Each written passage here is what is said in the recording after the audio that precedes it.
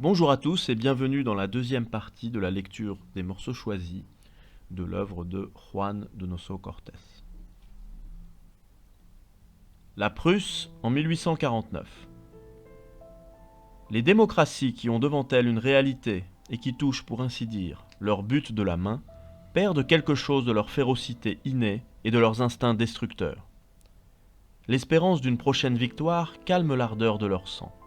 Et si l'objet de leur ambition n'est point hors de portée, si le chemin qui y mène est uni, il n'est pas rare de voir leur naturel emporté faire subitement place à une sorte de douceur. Mais quand elles entrent en lutte avec l'impossible, c'est-à-dire avec Dieu, leurs instincts sauvages se développent d'une manière prodigieuse. Leur fureur de destruction arrive à son paroxysme. Leurs muscles se contractent, toute leur colère s'exalte jusqu'à la folie, et certaines de succomber, elles se revulsivement, et contre Dieu, et contre les hommes, contre le ciel, et contre la terre. La Prusse est un prodige dans l'histoire des nations, et la famille de ses princes un autre prodige dans l'histoire des maisons régnantes. Toute nation, toute famille, est arrivée à la grandeur par un chemin déterminé. La Prusse seule et la famille de ses princes y sont parvenus par tous les chemins, par celui des traités, par celui des conquêtes, par celui des guerres, par celui des acquisitions, et même par celui des désastres. Quand elles ne sont pas élevées par les grandes vertus, elles se sont élevées par les grandes perfidies. Quand leur agrandissement n'est pas venu de la nation, il est venu de ses rois. Pour montrer à la hauteur où nous voyons, elles se sont appuyées avec un égal succès hier sur l'absolutisme, aujourd'hui sur les révolutions. Et tout cela dans un court espace de temps. L'Empire romain était tombé sous le choc des barbares du Nord, et l'histoire a gardé les noms de ces barbares dans la liste. Le nom des Prussiens ne figure pas. Mais tandis que les races allemandes bouleversaient l'Empire romain, d'autres races asiatiques, sorties de la plus abjecte barbarie, occupaient silencieusement les immenses territoires laissés derrière eux par les conquérants. Les Prussiens sont fils de ces races, slaves pour la plupart. Le XIIIe siècle était déjà fort avancé, et le christianisme s'était déjà répandu sur tous les points de l'Europe, que la Prusse sacrifiait encore aux idoles et opposait une résistance opiniâtre à la religion civilisatrice. En vain, le pape Innocent III nomma un évêque de Prusse pour porter à cette contrée la lumière de la vraie doctrine. La lumière ne put pénétrer dans ces forêts. Le souverain pontife se vit dans la nécessité de publier une croisade contre ces infidèles. Les croisés furent aussi malheureux dans leur entreprise que l'avaient été les pacifiques missionnaires. Parmi les ordres religieux et militaires, l'ordre des chevaliers teutoniques brillait alors d'un éclat particulier. Le pape lui confia la conquête de la Prusse, et d'avance la lui donna en fief. Alors commencèrent les grandes batailles, qui ne se terminèrent que par l'entière soumission de ces peuples à la fin du XIIIe siècle. La lutte finie, l'ordre teutonique gouverna la Prusse et en eut la souveraineté indépendante. Ce fut le premier exemple d'un ordre devenu roi, et exerçant collectivement l'autorité souveraine. Dans le principe, le gouvernement fut exercé par un provincial. Mais, dès les premières années du XIVe siècle, le grand maître en prit les rênes et plaça le siège de son empire à Marienbourg. La splendeur de cet empire dura environ 2 siècles, pendant lesquels les grands maîtres se virent dans la nécessité de défendre leur pouvoir par les armes, ayant à combattre à la fois des armées et des révolutions. Au milieu du XVe siècle, la fortune se déclara contre eux. Leur étoile fut éclipsée par celle de la Pologne. Il fallut céder à la mauvaise destinée. Pour conserver la partie orientale de la Prusse, ils furent contraints par la paix de Thorn, en 1466, d'en céder toute la partie occidentale, qui devint un fief de la Pologne. Encore n'assurèrent-ils pas complètement leur domination sur cette première partie, puisque les grands maîtres reconnurent eux-mêmes la suzeraineté du roi de Pologne. L'élection d'Albert de Brandebourg comme grand maître fut faite principalement à cause de la parenté qui l'unissait au puissant électeur Joachim Ier, surnommé Nestor par ses contemporains. La famille de Hohenzollern parvint ainsi à fonder une magnifique principauté sur les ruines des princes belliqueux et d'un ordre illustre qui trouva la mort où il croyait trouver la grandeur. Leur nouveau grand maître porta le dernier coup aux chevaliers teutoniques.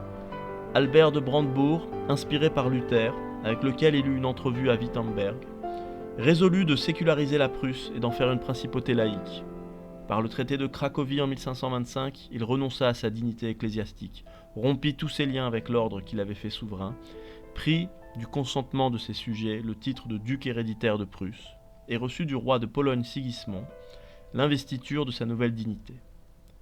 Les dépouilles de l'ordre teutonique composèrent son patrimoine, qui s'augmenta ensuite de tous les biens de l'Église catholique. Albert avait embrassé le protestantisme. Ici commence la véritable histoire de la Prusse. Sa fonction historique avait été jadis de représenter le paganisme asiatique contre le christianisme européen. Conquise par les chevaliers teutoniques, elle leur obéit en esclaves vaincus plutôt qu'en fidèles vassals. Impuissante à résister au christianisme, elle se donna, dans les temps modernes, une mission identique au fond, quoique différente dans la forme, celle de lui déchirer les entrailles en se faisant protestante.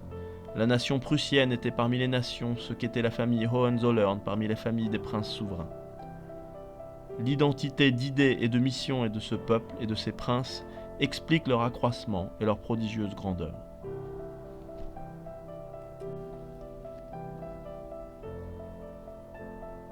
Le Moyen Âge et le parlementarisme. C'est une loi du monde moral que la division engendre la discorde et que la discorde prépare la guerre. Le parlementarisme bouleversera le monde moral et ses conditions et ses lois. Il établira la division et élèvera sur ce fondement les tabernacles de la paix, au moyen d'une loi que Dieu avait oubliée et qui s'appelle la loi de l'équilibre. En même temps, la discorde perdra son nom et sa nature. Elle s'appellera la vie, et sous la main des modernes thaumaturges, elle se transformera en mouvement ordonné et en agitation salutaire. La suppression des hiérarchies sociales entraîne avec soi, selon l'ordre établi de Dieu, l'égalité ou dans une commune anarchie ou dans une commune servitude. Désormais, il en sera tout autrement. Au lieu de tirer le semblable du semblable, l'analogue de l'analogue, l'identique de l'identique, l'homme à présent tirera le contraire du contraire. En vertu de cette loi nouvelle, de l'égalité qui cherche un même niveau, il tirera la liberté qui, n'étant qu'inégalité et privilège, cherche des niveaux différents. Dieu avait voulu que les hommes puissent à leur choix être libres ou être égaux. L'homme concevra quelque chose de plus beau, et corrigeant l'œuvre imparfaite de Dieu, il fera ses frères, du même coup, égaux et libres.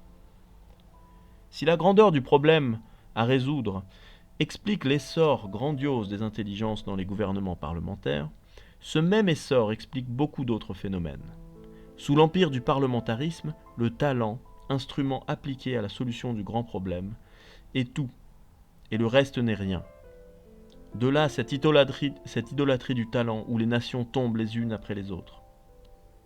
Devant cette idolâtrie, il est naturel que tous aspirent au talent pour être adorés, d'où un épouvantable désordre dans les vocations individuelles. Tous se jettent dans le même chemin, et tous veulent passer les premiers dans ce chemin qu'ils suivent tous. Dans cet état de choses, et sous l'empire d'aspirations et d'impulsions pareilles, voici ce qui arrive infailliblement. Toutes les choses humaines perdent subtilement leur aplomb et leur équilibre. Autant les intelligences s'élèvent, autant les caractères s'abaissent, signe infaillible de décadence. Nul ne peut dire, au milieu de l'ébranlement général, de la dissolution universelle, si c'est la guerre ou la paix qui règne dans le monde. D'un côté, il y a trop d'agitation et trop d'inquiétude pour que cet état de choses mérite le beau nom de paix. D'un autre côté, on ne peut distinguer nulle part cet appareil belliqueux, ces tumultes ordonnés, ces grands mouvements et ces grandes évolutions de gens armés qui entraînent la guerre. Le monde est comme sur les limites de ces deux grandes choses, la paix et la guerre. Il n'est pas en paix, les esprits sont en lutte. Il n'est pas en guerre, les bras sont tranquilles. Il est dans un état permanent de discorde et de dispute. Paix indigne des hommes, vraie guerre de femmes. Pour être la paix, il lui manque ce que la paix a d'enviable et d'auguste, l'inaltérable quiétude des esprits. Et pour être la guerre, il lui manque ce que la guerre a de fécond et d'expiatoire, le sang. Le parlementarisme, en transportant la guerre du champ de bataille à la tribune, et des bras aux esprits, la retirer du théâtre où elle exalte et fortifie, pour l'introduire là où elle affaiblit et énerve. Dieu donna toujours l'empire aux races guerrières, et toujours il condamna à la servitude les peuples disputeurs. La grandeur du problème explique donc d'un côté le développement anormal de l'intelligence humaine, et de l'autre les conséquences désastreuses qu'entraîne ce que ce développement a d'anormal et de gigantesque. De même, l'impossibilité de le résoudre explique la fin misérable où tout cela conduit nécessairement. Dans cette lutte de l'homme contre Dieu, L'homme ne pouvait pas être vainqueur. Et Dieu ne pouvait pas être vaincu. Dieu, par respect pour la liberté de l'homme, lui a accordé le combat. Il lui a refusé la victoire. Il est écrit que tout empire divisé périra, et le parlementarisme qui divise les esprits et les jette dans le trouble et l'inquiétude, qui réduit en poussière toutes les hiérarchies, qui partage le pouvoir en 3 pouvoirs et la société en 100 parties, qui est la division en tout et partout, dans les hautes, dans les moyennes et dans les basses régions, dans le pouvoir, dans la société et dans l'homme, ne peut pas, n'a jamais pu et ne pourra jamais se soustraire à l'empire de cette loi inexorablement souveraine.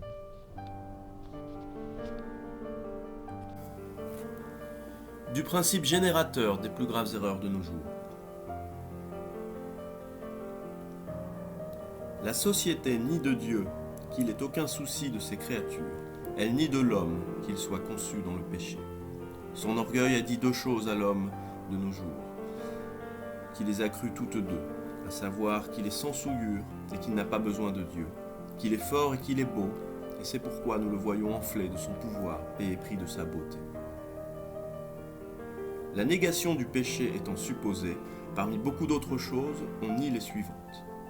Que la vie temporelle soit une vie d'expiation, et que le monde où elle se passe doive être une vallée de larmes. Que la lumière de la raison soit faible et vacillante, que la volonté de l'homme soit infirme et malade, que le plaisir nous ait été offert plutôt comme une tentation que pour nous inviter à nous livrer à ses attraits. Que la douleur soit un bien lorsqu'elle est acceptée par un motif surnaturel, d'une acceptation volontaire. Que le temps nous ait été donné pour notre sanctification, que l'homme ait besoin d'être sanctifié. Ces négations étant supposées, on affirme entre beaucoup d'autres choses que la vie temporelle nous a été donnée pour nous élever par nos propres efforts et au moyen d'un progrès indéfini, aux plus hautes perfections. Que le lieu où cette vie se passe peut et doit être radicalement transformé pour l'homme.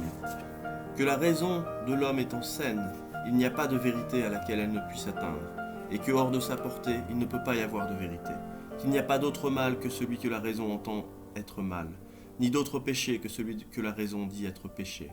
C'est-à-dire qu'il n'y a pas d'autre mal ni d'autre péché que le mal et le péché philosophique, que la raison de l'homme, étant droite de soi, n'a pas besoin d'être rectifiée, que nous devons fuir la douleur et rechercher le plaisir, que le temps nous a été donné pour jouir du temps, et que l'homme est bon et saint de soi.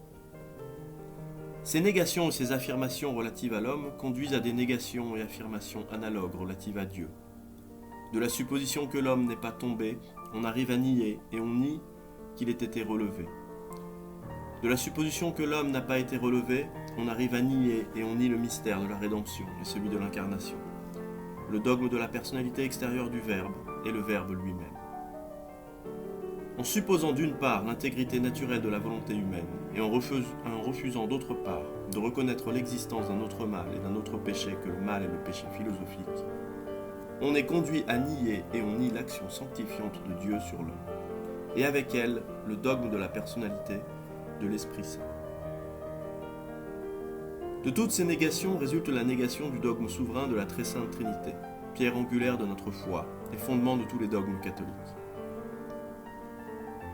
De là naît, de là tire son origine un vaste système de naturalisme qui est la contradiction radicale, universelle, absolue de toutes nos croyances. Nous, catholiques, nous croyons et professons que l'homme pécheur a perpétuellement besoin de secours, et que Dieu lui octroie perpétuellement ce secours par le moyen d'une assistance surnaturelle, œuvre merveilleuse de son amour infini et de son infinie miséricorde. Pour nous, le surnaturel est l'atmosphère du naturel, c'est-à-dire ce qui, sans se faire sentir, l'enveloppe et en même temps le soutient. Entre Dieu et l'homme, il y avait un abîme insondable. Le Fils de Dieu s'est fait homme, et réunissant en lui les 2 natures, l'abîme fut comblé. Entre le Verbe divin, Dieu et homme en même temps, et l'homme pécheur, il y avait encore une immense distance pour la diminuer. Dieu mit entre ses fils et sa créature la mère de son Fils, la très sainte Vierge, la femme sans péché. Entre la femme sans péché et l'homme pécheur, la distance était encore grande, et Dieu, dans sa miséricorde infinie, mit entre la Vierge très sainte et l'homme pécheur, les saints pécheurs. Qui n'admirera un si grand, si souverain, si merveilleux, si parfait artifice? Le plus grand pécheur n'a besoin que d'étendre sa main pécheresse pour rencontrer qui l'aide à s'élever, de degré en degré, de l'abîme de son péché au plus haut des cieux. Et tout cela n'est que la forme visible et extérieure, et jusqu'à un certain point imparfaite, des effets merveilleux de ce secours surnaturel que Dieu donne à l'homme pour qu'il marche d'un pied ferme dans le rude sentier de la vie.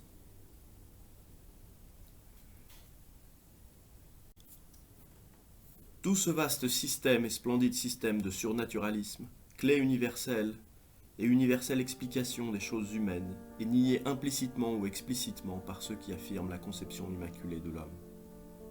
Et ceux qui affirment aujourd'hui cela ne sont pas quelques philosophes seulement, ce sont les gouverneurs des peuples, les classes influentes de la société et la société elle-même, empoisonnés du venin de cette hérésie perturbatrice. Là est l'explication de tout ce que nous voyons et de tout ce que nous touchons dans l'état où nous sommes tombés, entraînés par la logique de l'erreur. En premier lieu, si la lumière de notre raison n'a pas été obscurcie, cette lumière est suffisante sans le secours de la foi pour découvrir la vérité.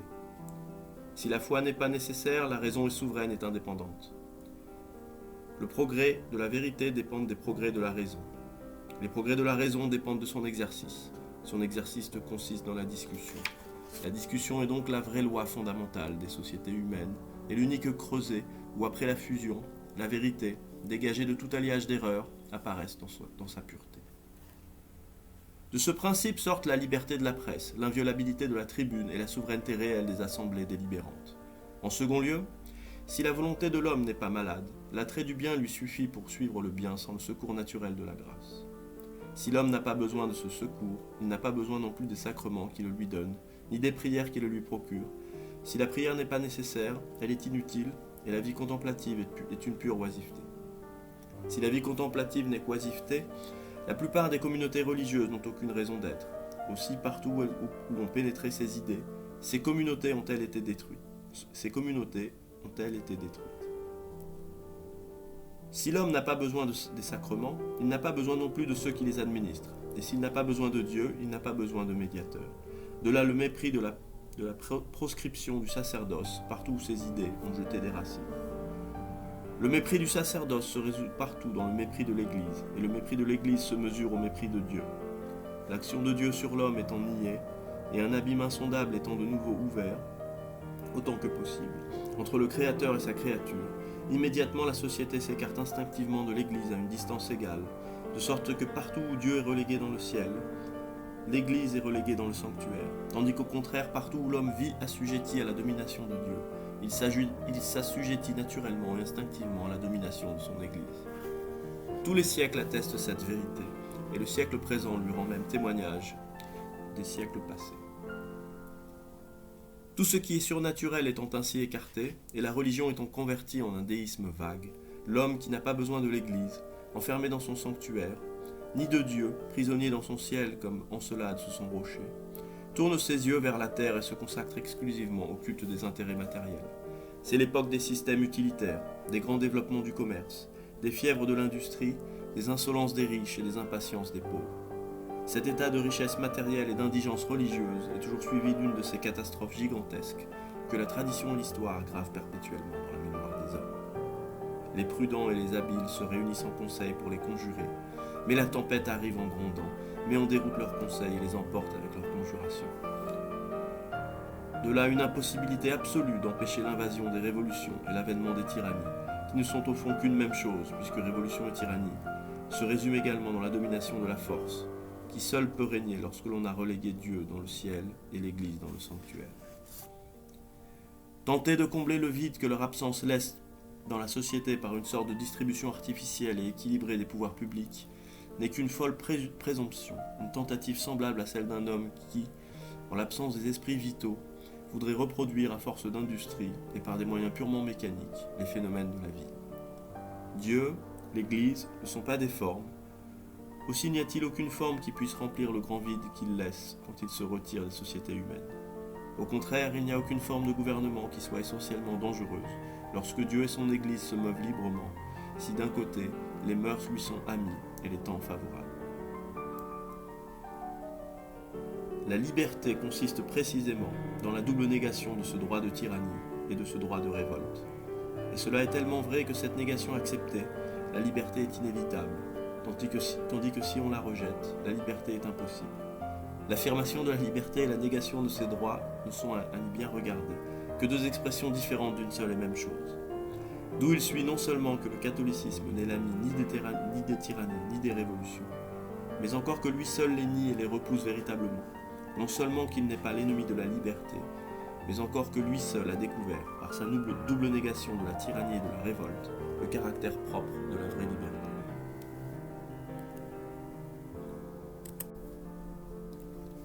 Le roi seul a le privilège insigne de s'offrir en sacrifice pour la patrie. Les princes du sang n'ont que celui de se sacrifier pour le roi. Telle était du moins la morale d'autrefois, quand les familles comme les États, et surtout les familles royales, vivaient volontairement et heureusement soumises au joug de la discipline chrétienne.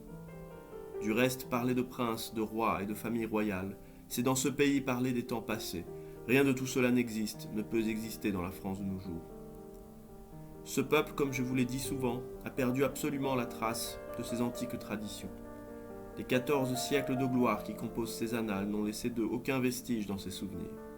Pour les Français d'aujourd'hui, la France date de 1789, année de la naissance de la République et de la mort de la monarchie. C'est la première fois que le monde voit un peuple perdre ainsi subitement et complètement la mémoire. Les générations qui l'ont vu se jeter dans les eaux de la République ne le verront pas sortir de cette mer sans fond. Esquisse historico-philosophique. L'homme est esclave et roi en même temps, esclave de Dieu et roi du monde. Et il n'est le roi du monde que parce qu'il est l'esclave de Dieu. Chacun des actes de sa souveraineté est un acte d'obéissance, puisqu'il n'exerce son autorité que pour remplir la charge et l'ordre que Dieu lui a donné de remplir sur la terre, sur tous ses fruits et sur tous ses animaux. Esclave couronné, il ne commande que parce qu'il obéit, et l'unique titre de sa royauté est son propre esclavage. Et c'est en cela spécialement que consiste la différence entre la souveraineté humaine et la souveraineté divine. La première est une espèce de royauté imparfaite ou de servitude mitigée, tandis que la seconde est une puissance infinie et un empire absolu. Limiter celle-ci, Dieu sera transformé en homme. Ôter ses bornes à celle-là, l'homme sera Dieu. Dans le premier cas, il y aurait des créatures sans créateur. Dans le second, un créateur sans créature. Et dans l'un comme dans l'autre, l'unité et la diversité, si merveilleusement ordonnées et harmonieuses dans la religion, iraient se perdre dans la confusion des superstitions panthéistes, terme fatal de toutes les doctrines qu'on tente d'élever sur d'autres fondements que les fondements posés par la religion catholique.